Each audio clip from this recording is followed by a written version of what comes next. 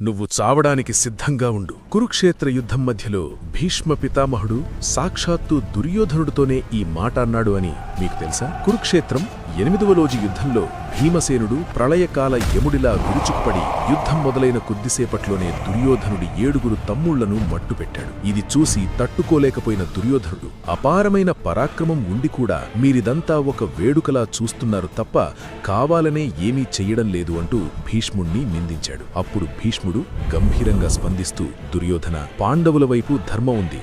ఇలా జరుగుతుందని ముందే ఊహించి యుద్ధం వద్దు అని నేను, ద్రోణుడు, శ్రీకృష్ణుడు అందరం నీకు ఎన్నోసార్లు చెప్పాం. కాని ఇప్పుడు యుద్ధంలో దిగిన తర్వాత వీరస్వర్గం కోసం మాత్రమే వేచి చూడాలి. ఒకవేళ విజయం వస్తే దానిని సంతోషంగా స్వీకరించు. కాని పాండవులు ఉన్నంతవరకు, వారి పక్షాన ఆ శ్రీకృష్ణుడు ఉన్నంతవరకు నువ్వు గెలవడం, ఈ భూమికి చక్రవర్తి కావడమనేది కేవలం ఒక కలగానే మిగిలిపోతుంది అని కుండబద్దలు కొట్టినట్టు చెప్పాడు. ధర్మం ఎక్కడ ఉంటే విజయం అక్కడ ఉంటుందని మీరు నమ్మితే వెంటనే కామెంట్స్లో జై శ్రీకృష్ణ అని టైప్ చేసి మన ఛానల్ని సబ్స్క్రైబ్ చేసుకోండి.